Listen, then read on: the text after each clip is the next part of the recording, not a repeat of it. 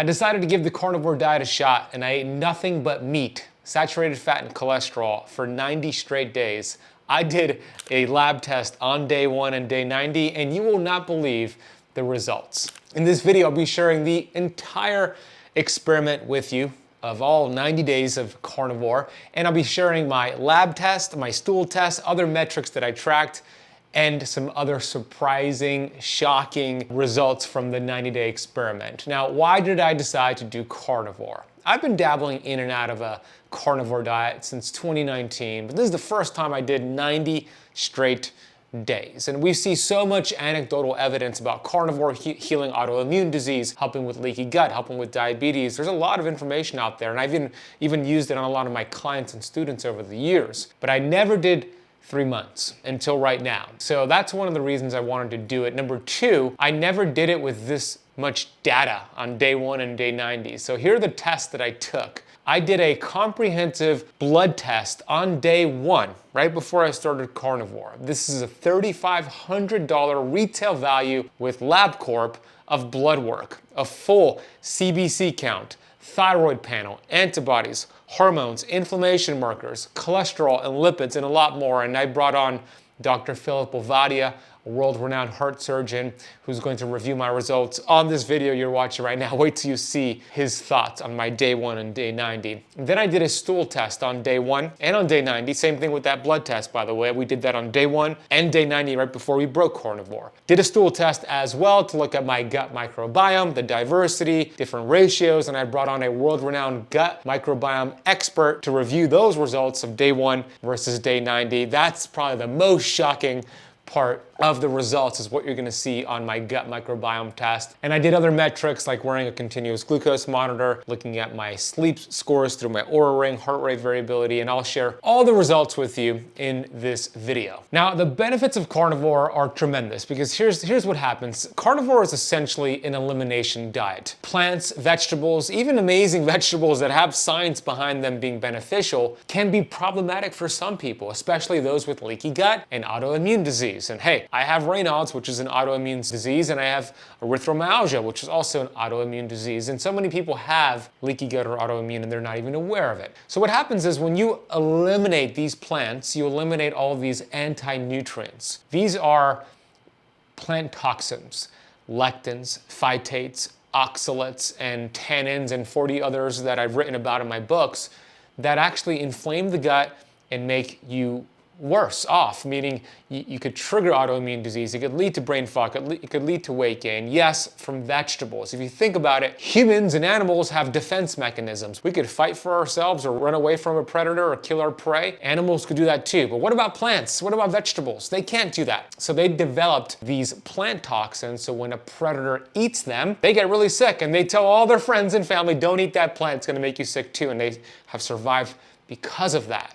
So when we eat these plant toxins, when we already have a compromised gut microbiome, it makes things worse. So with carnivore, you eliminate all those anti-nutrients, you heal leaky gut as well, you heal the gut-brain barrier, lower inflammation, and you get amazing results. Hopefully that is the case, you get amazing results. So that's why I use it and recommend it. Now, I'm not like most people who say you should do it long-term. Maybe I will change my mind after the results, we'll see, but that's the reason why I do it and why I teach it. So let's get into the 90 days and then some of the results. Are you ready? Let's do this. So first of all, I was looking forward to eating carnivore. However, it is very restrictive. You're just eating meat. And I'll tell you what was on the menu for me. There are different levels to carnivore. 4 different levels to carnivore that I wrote about in my book, Keto Flex. The second edition just came out over at ketoflexbook.com. I did a mix of level 2 and level 3. Let me explain what that is. I'll explain all 4 levels for you right now. Level 1 is just beef and salt. Okay, that's really restrictive and it's more for those who have severe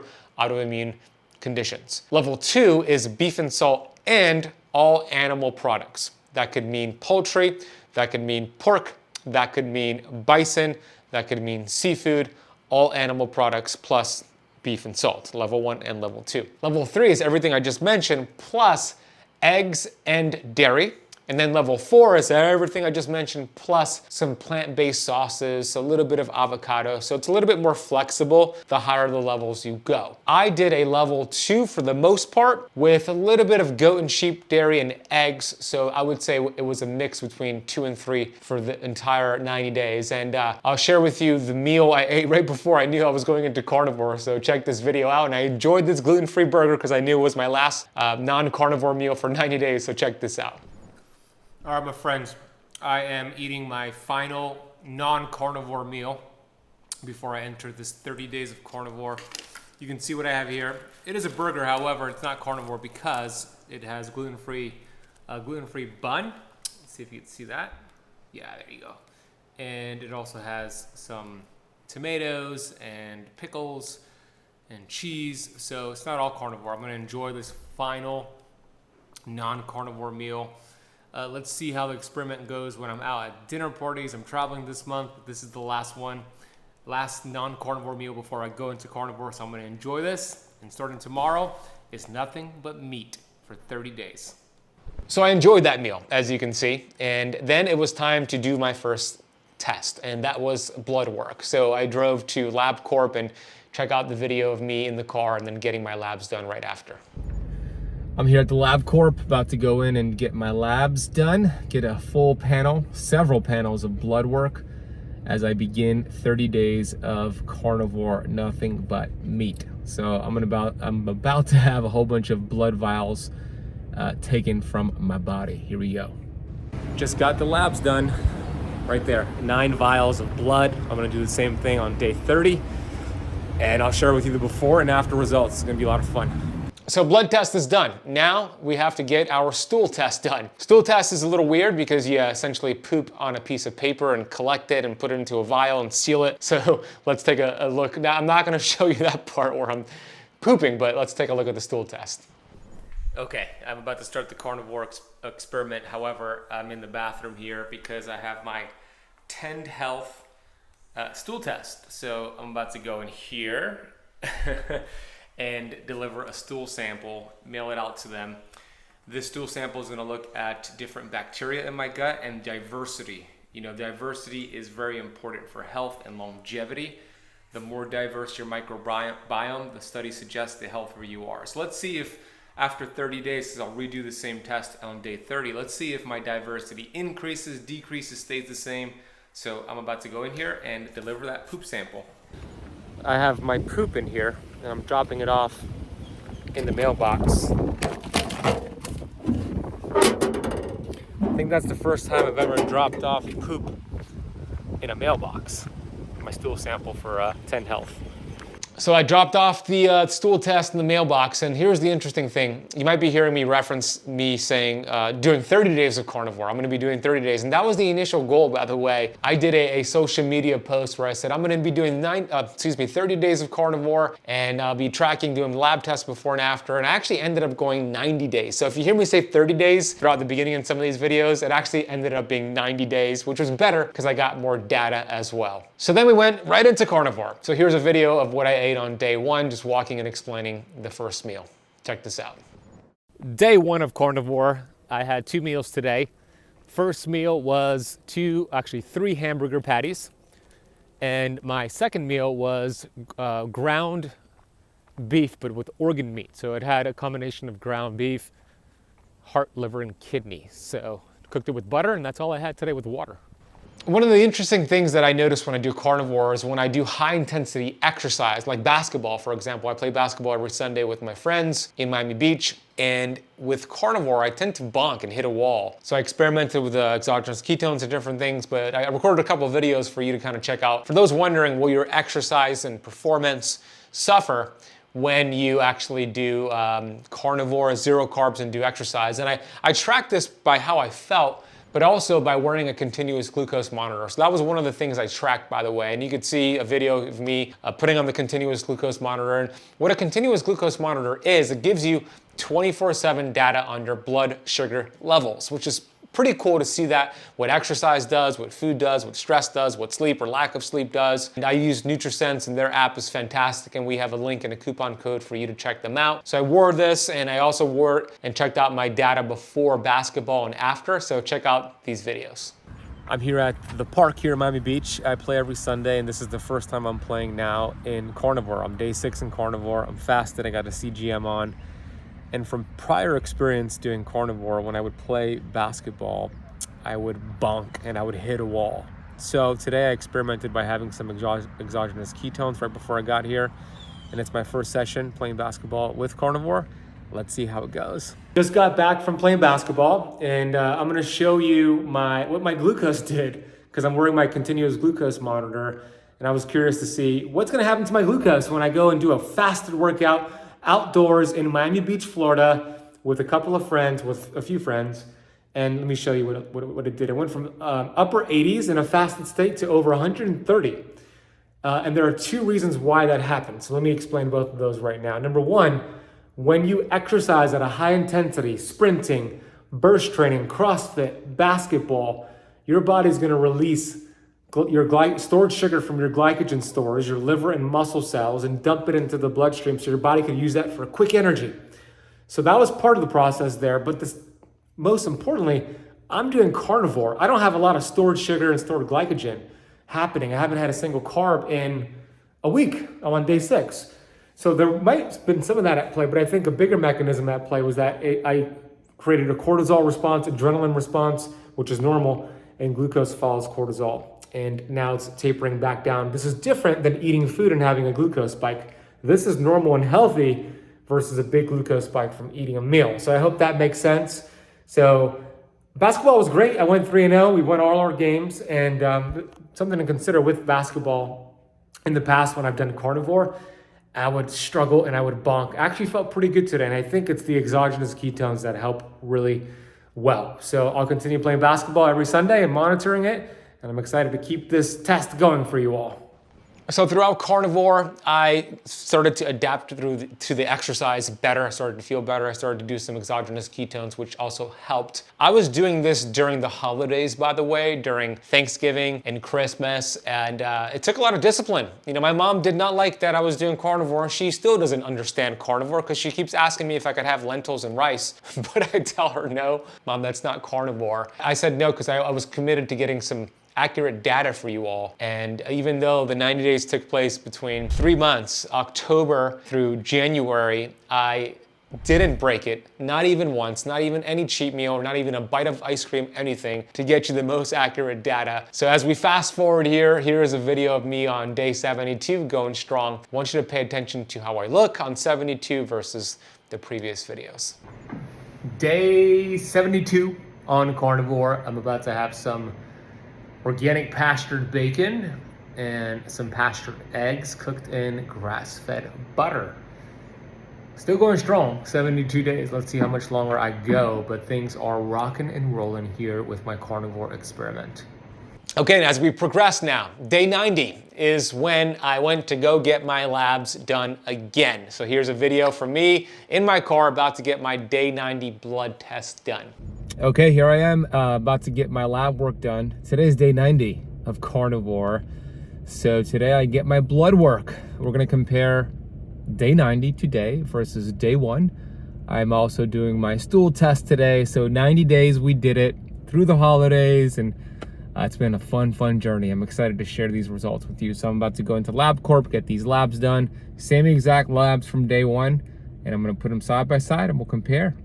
What improved, what didn't improve, what stayed the same. Let's see.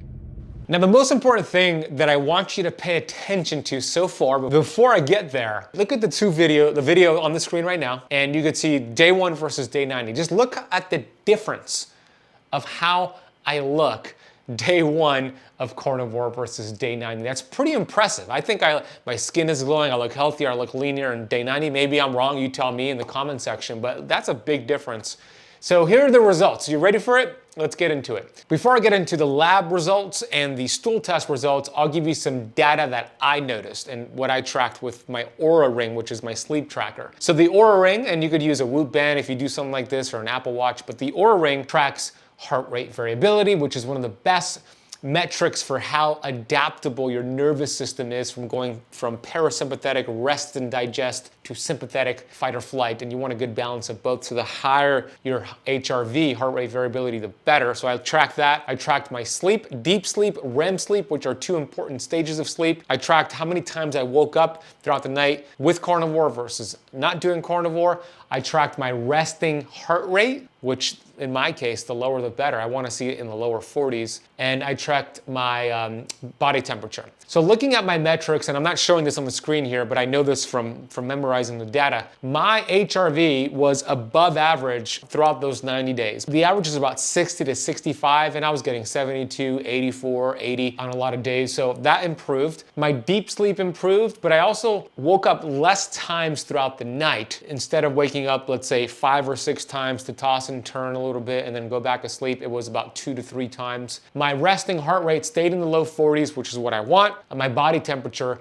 dropped about 0.5 to 0.7 on average each night. So all things showed improvement there. Now, my mental clarity and my mental cognition, my brain performance also enhanced. I felt spot on because of course I was in ketosis for those 90 days. I also noticed that I started to lose weight, and I didn't think I had weight to lose, but I lost 16 pounds during carnivore. I guess my body had to release that. And not only did I lose 16 pounds, but I also tracked my body fat with an in-body scale, and I dropped 6% body fat. You can take a look at the photos here. I think this is around day 70-ish, so you can see these 3 photos on the screen here of me getting leaner with carnivore, because essentially I'm lowering inflammation, lowering insulin. It's a great fat-burning lifestyle switch to an animal-based sort of nutrition like carnivore. My digestion was great. I had minimal gas, and I tend to have more gas if I eat carbohydrates, and I had pretty much no gas throughout the entire 90 days. Digestion was great, but also my bowel movements were fantastic. People think you need fiber for a bowel movement, but that's not true. Animals naturally eat a carnivore diet, and they don't need fiber to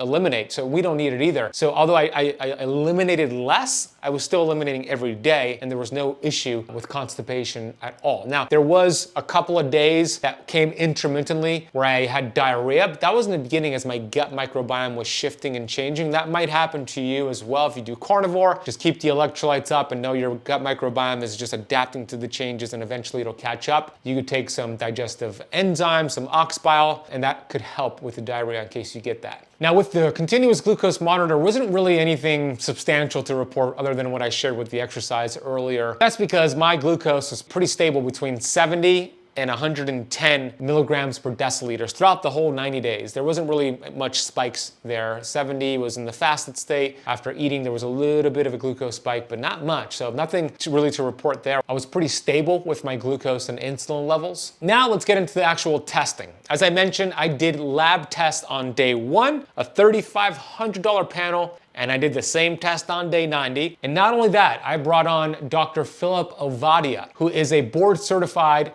cardiothoracic surgeon, a world-renowned heart surgeon with an extensive experience in heart surgery. He is known for his emphasis on metabolic health and the prevention of heart disease through lifestyle changes, particularly focusing on nutrition and diet. He promotes a low-carb, high-fat diet. He's the author of Stay Off My Operating Table, Go Get It, where he discusses the importance of metabolic health and shares insights from his medical career. I've interviewed him a couple times on my Metabolic Freedom podcast, and I brought him on to review my labs, and let's see what he thinks if I raised my risk of heart disease by eating nothing but meat and saturated fat and cholesterol for 90 days. So let's check out this video. What I look at in assessing heart disease risk and some of these metrics, and yeah, we can talk about some of the other tests that might be useful for that.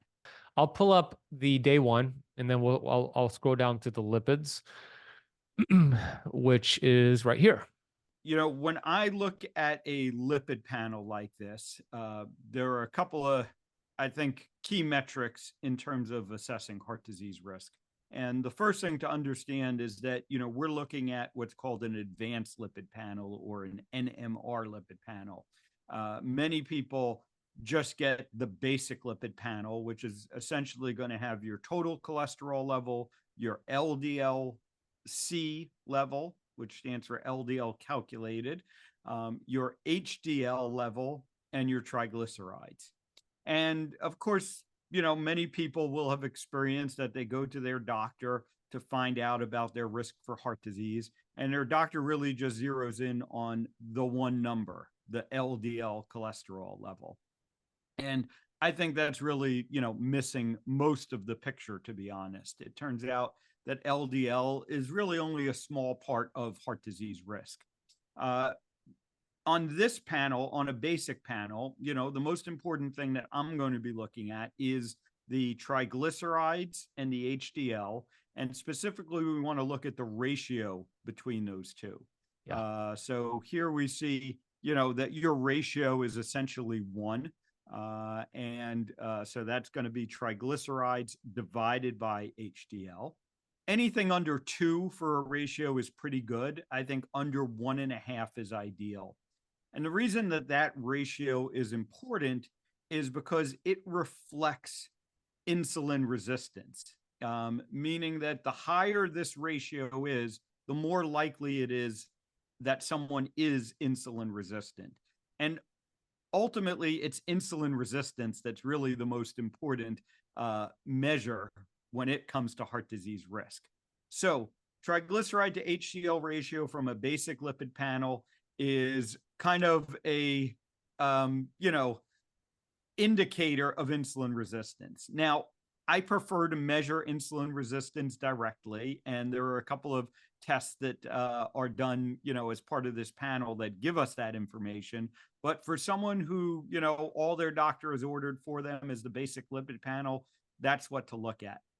Now, the other important data piece to understand is when it comes to LDL cholesterol, if your triglycerides are low and if your HDL is high, if that ratio is low, we really don't have any data to indicate that LDL, no matter what the level is in that context, is important. And another way of saying that is if your triglycerides are low and your HDL is high, it probably doesn't matter that your LDL may be elevated. And of course, this has been the focus of a lot of discussion and research over recent years. This is, what the Lean Mass Hyperresponder project that Dave Feldman and Matt Budoff are leading is designed to look at. And this is really probably the main point of contention between cardiologists and physicians that are kind of in the low carb community, like myself, and those that are in the mainstream who think that LDL is bad no matter what the context is. Having a high LDL level is bad no matter what the context is. So, that's kind of how we look at the basic lipid panel. There's one other important number that many people don't know about that you can determine from this basic panel, and that's what we call remnant cholesterol. It roughly equilibrates to VLDL. Depending on which lab company you use, sometimes that will be reported, sometimes it's not. But if it's not, you can calculate what's called a remnant cholesterol. And you do that by taking your total cholesterol level and subtracting out the LDL plus the HDL. So you take your total cholesterol, in this case, 297. You subtract out the HDL cholesterol, which in this case is 65. So that puts us at 232. And then you subtract out the LDL, which is 222, and that leaves us with a remnant cholesterol level of 10, which is excellent. Really, anything under 25 is pretty good. Probably under 15 is ideal here. And the reason that that number is important is because it's the remnant cholesterol that is the damaged cholesterol that really ends up contributing in atherosclerotic plaques. So, if you have only a basic lipid panel, you can get a pretty good sense of if you're truly at risk. The problem is that most doctors have been taught to just look at the LDL and use that as their risk predictor. And that's not a very good risk predictor. Right. So that's kind of if you just have the basic panel. Now, if you have the advanced panel like we have here, that's even better, because now we can actually look at the quality of the LDL cholesterol. And the way that I explain the whole cholesterol kind of conundrum to people is that it's the quality of the cholesterol that matters, not the quantity. And when we're talking about quality of cholesterol, and specifically quality of LDL cholesterol, the LDL size is probably the most important number to look at here. And you want larger LDL particles. Again, broadly, we can divide LDL particles into two categories, small and large. And we know that it's the small ones that are found in atherosclerotic plaques. The small ones are the ones that get trapped in the blood vessel wall and end up causing problems. Large ones don't. So if you have a lot of LDL cholesterol, but it is mostly large LDL cholesterol, myself and many others would put forth that that is not a problematic situation. And again, this ties right back to insulin resistance, because insulin resistance is the primary influencer of what type of particles you're going to have. Yes, there are some genetic effects on this. The types of fats that you're eating are also going to affect the size of your LDL particles. But first and foremost, people that are insulin resistant are usually going to have small particles, and people who are not insulin resistant are going to tend to have larger particles. One other contextual piece here is they report the absolute numbers of particles. So 491 is your number of small LDL particles in a certain volume of blood, essentially. You have to contextualize this against your total LDL particle count. And that's a little super further high up there, the LDLP. Yeah. And when they report the cutoff levels, of 527, that's without any context of what your total particle count is. So the way that I like to actually think about this is kind of as a percentage, of your LDL particles, how many of them are small. And so, we do some rough math, and you're maybe in the 25% range being small, which is pretty good. I see people, for instance, who have a low LDLP total count. They have low total cholesterol levels, or LDL cholesterol levels, and yet the majority of their particles are small particles. Their absolute small particle count may be within this normal range. And, many doctors looking at that are going to say, oh, okay, you're doing fine. But I would put forward that those people are in trouble because most of the LDL particles that they have floating around are small particles. And that's usually going to be people who are insulin resistant. Oftentimes I see that kind of profile in people who are on medications to lower their LDL cholesterol because most of the LDL lowering cholesterol medications disproportionately lower the large particles, and they leave more small particles behind. And that's why I think we don't see the outcomes that we would expect to with these medications. Interesting. So yeah, it's very interesting. And the honest truth is that most doctors, don't understand this. They're kind of used to looking at these lab reports, and they say, oh, it's in the normal range, it must be fine. And it may or may not be fine. Being in the normal range or being outside the normal range, honestly, may or may not be, problematic. So that's where you really need to understand the physiology that's going on here. Just got to do some math, pretty much. And HDL-C, if you could give us some insights on, it's at a good range, 65, and you mentioned we want to look at that as compared to triglycerides, and that ratio, you want it to be 1.5 or less. I'm close to 1.1. If you go to this, when you go to the second test in the LPIR section, they have the kind of graph that breaks out the size of all the particles, and where you want them to be, what reflects better insulin sensitivity. Yeah, so if you go down there a little bit more to the next page there, you see how they have HDL size, and basically large HDL is what you see in insulin sensitive people, similar to the LDL, and smaller HDL reflects being insulin resistant. So, it gets, and so when we're looking at insulin resistance, and specifically at this lipoprotein insulin resistance score, which I think is probably, short of a Kraft test, the best way to measure to determine insulin resistance or not. And the LPIR score is based off of the size of your LDLs, your HDLs, and your VLDL particles. And you can see that sort of, algorithm that goes into looking at each one of those. And it's not unusual, and some people will see, a little bit of discordance, meaning that, one number might be towards the insulin resistant side of things, and one other numbers might be towards the insulin sensitive side of things. But the overall LPIR score, takes that all into account.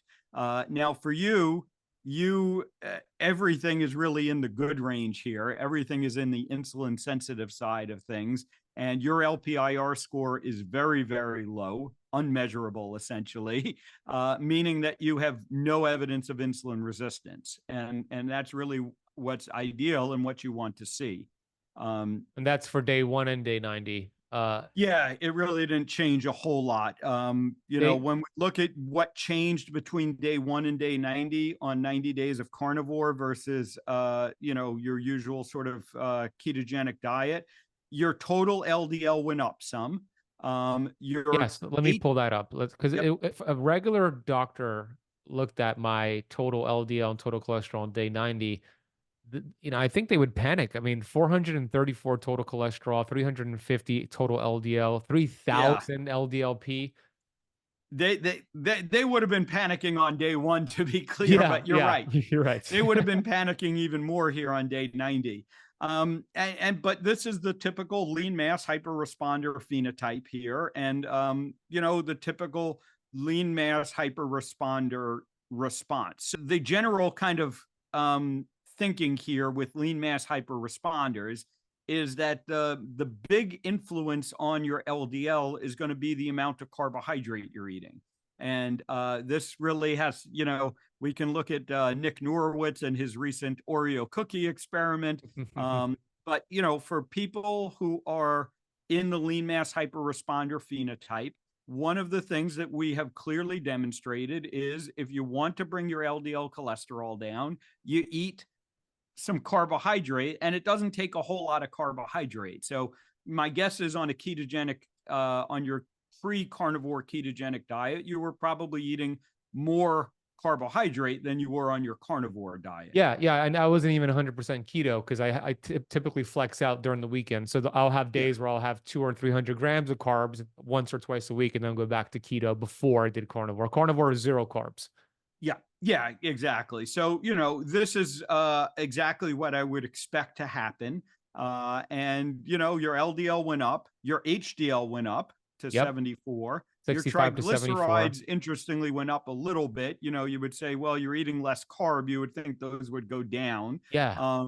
But the ratio there, basically, it stayed unchanged. That's true. So, and your remnant cholesterol level, again, stayed unchanged at 10 here. So, and your LPIR score, your particle size really didn't change, 21.8 to 21.9 on the LDL size, which isn't a significant difference. Always understand that, none of these tests, they all have a little bit of a margin of error in them.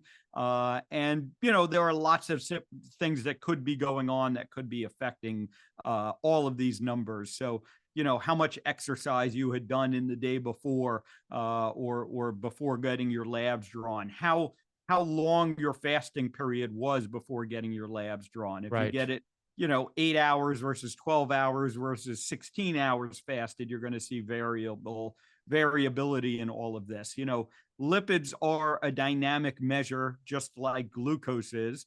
And so, you always have to kind of take this all with a grain of uncertainty, and understand that it's really the trends over the long run that end up being important here. So with the HDLP, it's even lower than it was before. And I was looking at my labs from a year ago, 2 years ago, 4 years ago, 5 years ago.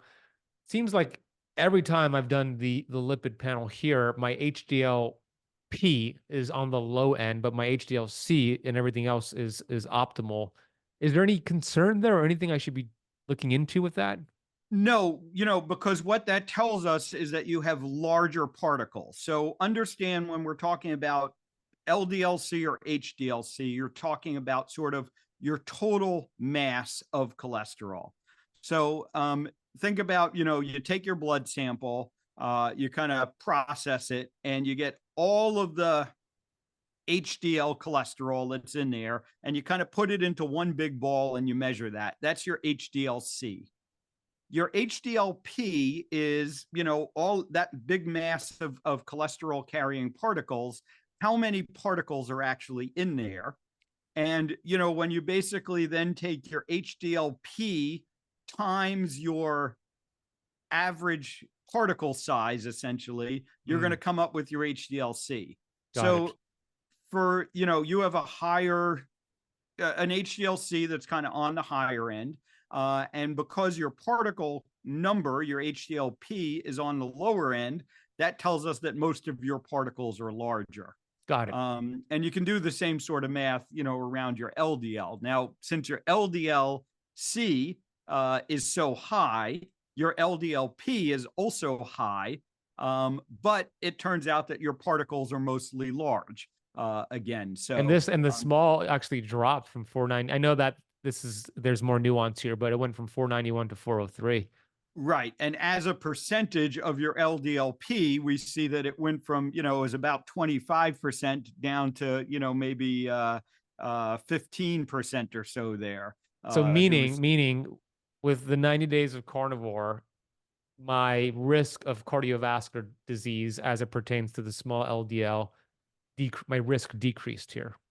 Yeah, that's exactly what I would conclude. And, I think you were at low risk to start with. And right. One could look at this and say you're at even lower risk on carnivore. But ultimately, it probably doesn't matter a whole lot. And again, this is something we know, so one of the other, and I don't know what types of fats, you may have been having on your usual diet versus carnivore.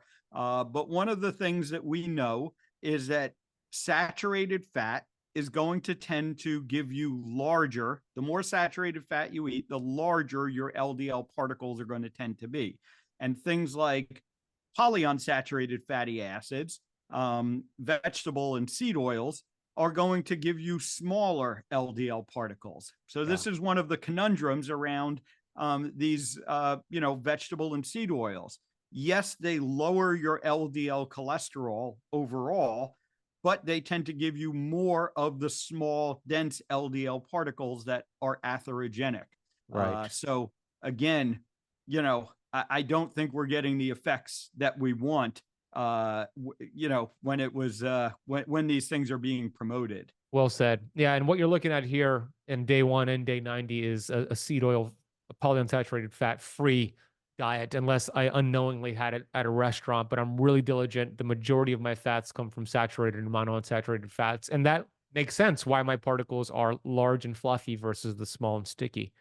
Exactly. Some other tests just outside of the lipid panel that I think are important for people to look at when they're assessing their cardiovascular risk.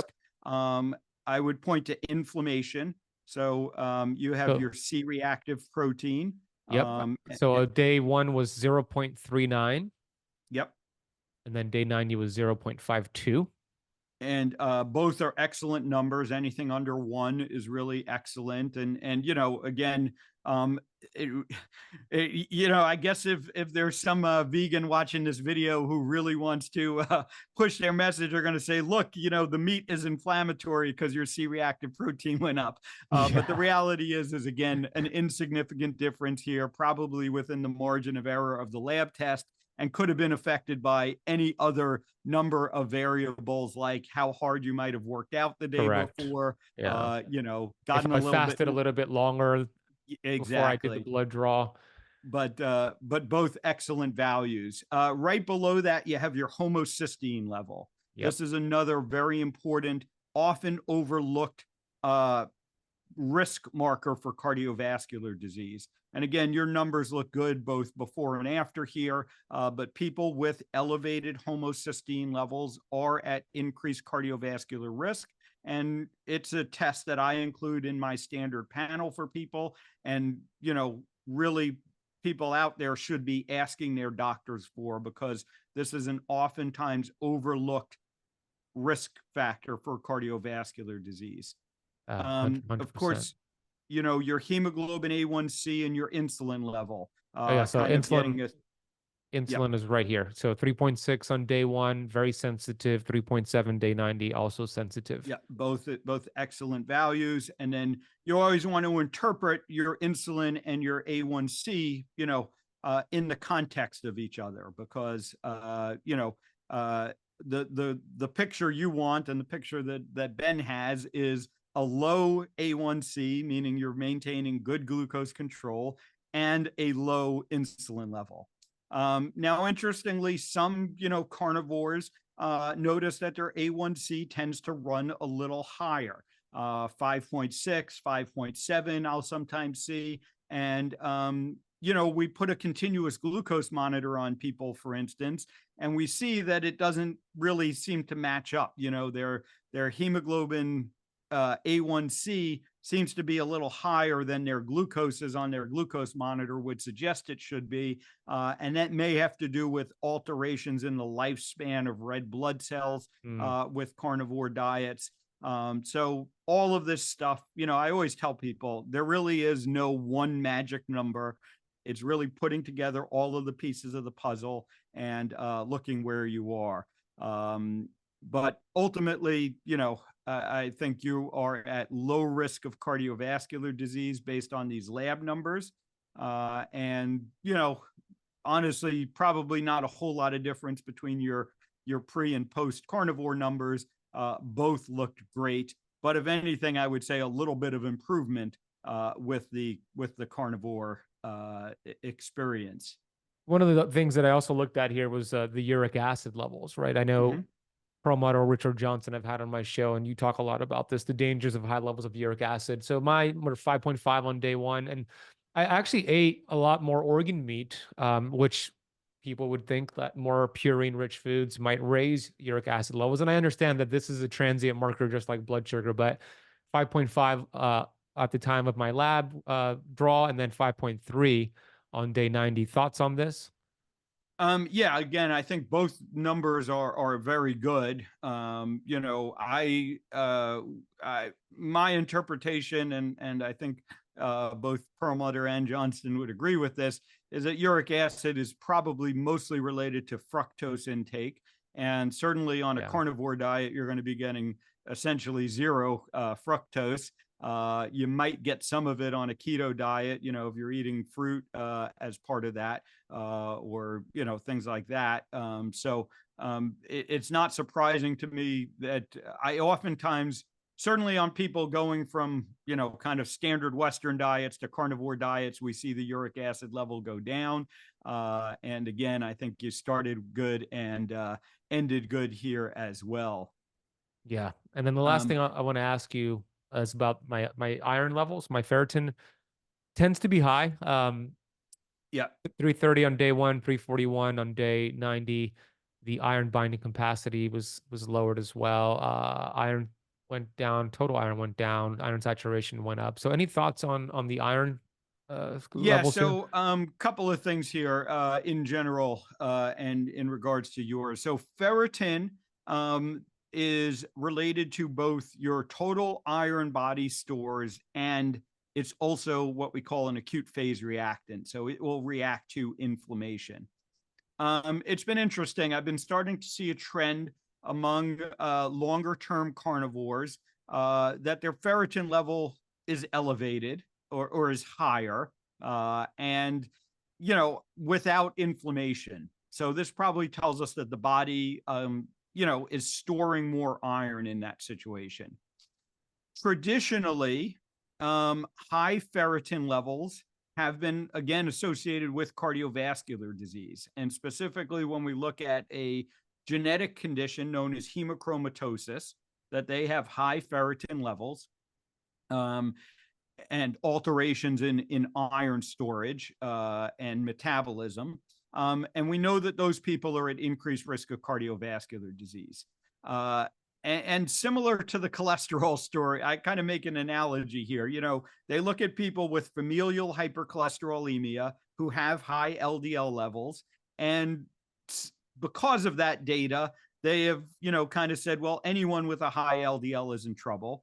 And similarly, you can look at high ferritin levels in the context of 𝙎𝙬𝘽𝙎𝘶, which may not be the same as high ferritin levels in the context of a carnivore sort of high iron diet.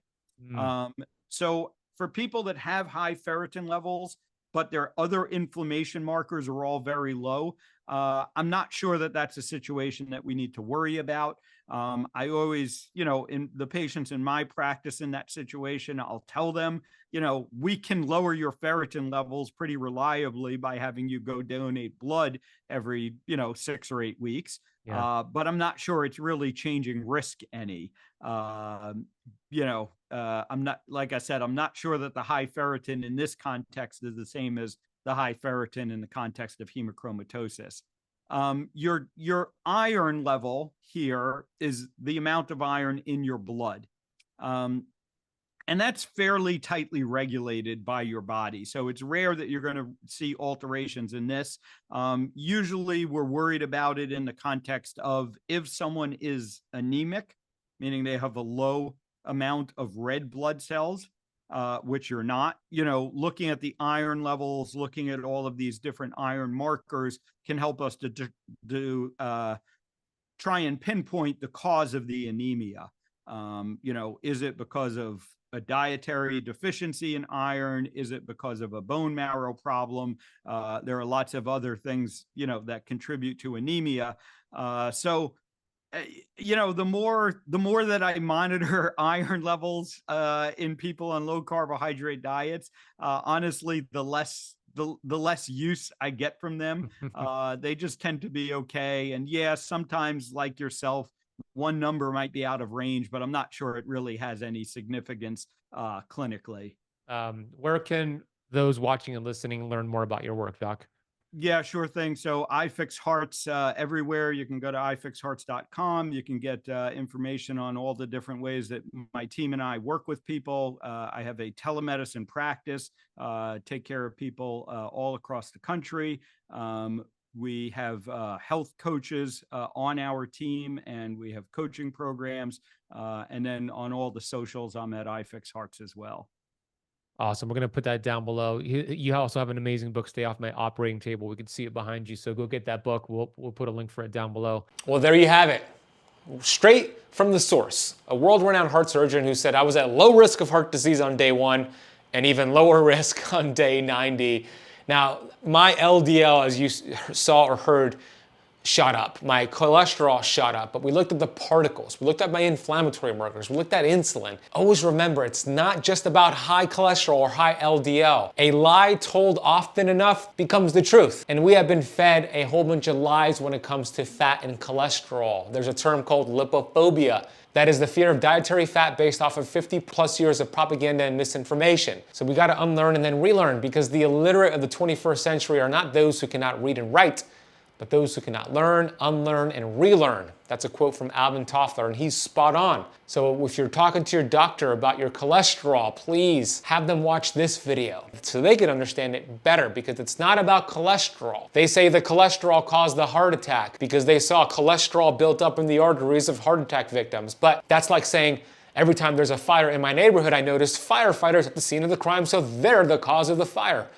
It doesn't make any sense. They're not there because they caused the fire. They are there to put out the fire. Cholesterol is the band-aid to put out the fire of inflammation. So I hope that clears a lot up for you. And he broke it down very, very well so we could understand that it's not just about a couple of markers, it's the whole picture. Now let's get into the stool test. I'm going to bring on two people here to review the results. The first person is Dr. Daniel Pompa, who's a mentor of mine. He is the GOAT, the greatest of all time. And it's funny because the backstory here is that he was coming over my house. He was in town here in Miami and we were gonna do some content. But for weeks, he kept asking me, did you get your results back for the gut microbiome from your carnivore diet? Did you get your results back? And I kept texting him, not yet, not yet, not yet. And literally, he was in an Uber on his way to my house, and 5 minutes before he got to my house, I got an email with the day 90 results of the stool test. So here's a video of Dr. Pompa and I sitting down and going over the results.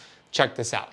Are keto and carnivore diets bad for your microbiome, your gut diversity? Okay, we have the answer, we have the truth now. Okay, I've been teaching on a concept called diet variation for a while, but you're gonna wanna see this. I'm telling you, if you know anyone in keto or carnivore or plant-based diet, you're gonna wanna see this. Okay, let's explain what happened first. Explain to them what happened. You were in keto for how long? Yeah, I did keto/carnivore for 90 straight days. Okay. But on day 1, I did a stool test. Day 90, right before I broke it, same stool test. Right. Now, carnivore, folks, that means 0 plant. Correct. Right, so tell them what you're eating. No vegetables, no carbohydrates, Okay. no fiber, only fat and protein and eggs. That's it. We'll mention what happened to your blood work, because if you told a doctor you were going to do that, he would say you're going to die of a heart attack, right? You know, you're only eating meat. And someone that knew about the gut, like this test company that you did, would tell you you're going to ruin your microbiome because there's no plant fibers that feed good bacteria, right? Okay, so let's look at the first test you did. Okay, so one of the things I talk about on these microbiome tests is that it's the most important thing. If you did this test a week from now, you'd probably see different bacteria. But what is accurate is the diversity. That means the number of bacteria you have and the species. That means the more diverse, the better. And that's what we look for, because good diversity means good immunity, good diversity means good health, right? Yes. So that is where I'm a fan of these tests. So let's look at diversity, because someone would say going on an all meat diet would crush your diversity and your microbiome. Okay, so you did the test and it showed not great diversity. This is day 1 before I went into carnivore. Okay, so richness is the amount of bacteria, correct? How many flowers you have in the garden. Okay, evenness is basically we want to see a diverse type of flowers. We want to see a lot of different flowers. Beautiful different flowers. Yeah, exactly. So a lot of different bacteria. So we want to see these come up. Okay, so looking at this wasn't great. What was their recommendation to you? Yeah, I'll just show it to you right here on the page here. Recommendation was actually to eat more of a plant-based diet. So I'll show this to you. So stay away from a ketogenic diet. Eat a plant-rich diet. Stay away from meat, fish, poultry, dairy, and eggs. Have more barley, vinegar, vitamin C, plant-rich diet. So pretty much eat more fiber and vegetables. Okay, and what did you do? Complete opposite. Complete opposite. All meat. Stayed in ketosis for 90 straight days. Okay, 90 days. Not one vegetable. Yeah, not one vegetable. Okay, let's look at the post result in the diversity, the thing that matters. You can see already comparing it. It went from here, up to here, up to here. So your richness got better. Your evenness got better. Yeah. Your health got better. Tell them what you felt. No, I felt incredible. Lost 16 pounds, dropped 6% body fat, heart rate variability improved, mental clarity. I mean, I felt incredible. Yeah, I mean, like anything like that you would assess, your sleep got better. Sleep got better, more deep sleep, more REM sleep, woke up less times throughout the night, body temperature would decrease each night. Your blood work was interesting, I thought, because certain things went up that the doctor might go, but yet all your inflammatory markers went down for the better.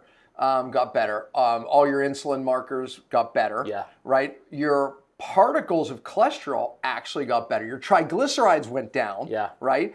And your particles of cholesterol actually got better, meaning your small number actually dropped. Right? Which is the small particles of cholesterol are the most predictive of heart disease. Yeah, that's what gets lodged into the arteries. That's what we're concerned about. Total cholesterol went up. Total cholesterol shot up, skyrocketed. total LDL skyrocketed. So total cholesterol went over 400. Total LDL went to 350. Okay, so the doctor would tell you, You got to get on danger. the statin. But we always say total cholesterol doesn't matter, total LDL doesn't matter. Matters what the particles do. Correct. And the large particles, which are most protective, went skyrocketed up. Over 3,000. It's amazing. Yeah, and my small was under 500. And you're like, all is inflammation, heart disease. Yeah, insulin was 3.1. Fasting insulin was 3.1. A1C was 5.1. C-reactive protein, which is what they look, 0.5. Amazing. Yeah. So, okay, anyways, cool. And his microbiome got more diverse, which is a sign of better immunity, better health, better brain health, all of it. Yeah. The diversity got better. Now, okay, I'm going to make a point, though. So my point isn't eat a carnivore diet. My point is that I've said this for years. I believe we proved it, is the diet change is the magic. That's right. Right? Meaning you force a change, and it forces the microbiome to become more diverse, and because it has to change. And therefore we create more flowers in the garden. So what would happen if I would have stayed with carnivore for another 6 months, 9 months, 12 months? We could see an opposite effect. We could see it start to diminish in the amount of diversity. Which is one of the main problems with sticking to the same diet long term. Exactly. And I would argue the same for plant-based. We see people stay in plant-based diet too long. We see it go the opposite way. Even with keto. Yeah, and then they become more sensitive to the plant toxins, the lectins, the phytates, right? Staying in a plant-based diet too long. Listen, I believe we're all meant to move in and out of ketosis. Ketosis is not a diet. You teach that, have for years. Carnivore, it's a state, just like people were forced into that at times. That's right. But it creates diversity. Yeah, short term. Yeah, it did for me. Yeah. And I did the exact opposite of what the test told me to do. Yeah, absolutely. Can't argue with results, man. There you have it. Change your diet if you want to increase diversity. And you see what it did your blood work too. And lastly, I'll just say, Pompa always talks about there's no perfect diet. The perfect diet is the next diet that you switch to. Yeah, diet change, man. Watch for more videos on that. And watch this guy's Keto Camp. Keto Camp. The best. Thank you. So that's a short little breakdown and his insights on my gut microbiome test with the GOAT, Dr. Pompa. I also decided to get another expert to review my stool test results. And I went with the company, as you saw, called Tend Health. My friend, Dr. Sean O'Mara, who's been on my Metabolic Freedom podcast a couple of times, he recommended this company. So I went with them for this experiment. I'll put a link for you to get their test if you want to check them out in the notes down below. So the next person who reviewed my stool test, day 1 and day 90, was the chief scientific officer of the company Tend Health, and his name is Dr. Will DiPaolo. He's a brilliant man. He's an accomplished scientist and researcher specializing in microbiology and immunology. He serves as a director of the Center of Microbiome Sciences and Therapeutics and holds a professorship at the University of Washington. His research primarily focuses on the gut microbiome and its impact on health and disease, particularly in relation to inflammatory bowel disease, colorectal cancer, and the immune system. So he broke down my results, and you're gonna be shocked by his interpretation. So check this out. Quick switch over to the newer one, and what we'll do is we'll make it a little bit quicker because we don't have to go through everything. Yeah, and just to note, like the suggestions on that first report, to eat more plant-based, these suggestions, more fiber. I essentially did the complete opposite, right? I did ketosis straight for 90 days because I ate nothing but meat and fat, zero fiber. Now exercise, something I always do, but yeah, it'd be interesting because I went against like the suggestions essentially for those 90 days. I understand a little bit longer might be problematic. Well, the microbiome changes from morning to night. So. Correct. Yeah, it's always changing, but essentially, I did the opposite of those recommendations for those 90 days. Yeah.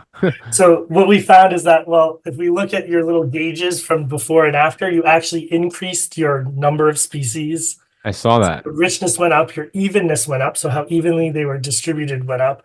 But your beta diversity, how you compare to our population, went down. But that's because you became even more unique compared to everything else. Okay, that was my question. I was wondering why that went down when everything else went up. Okay.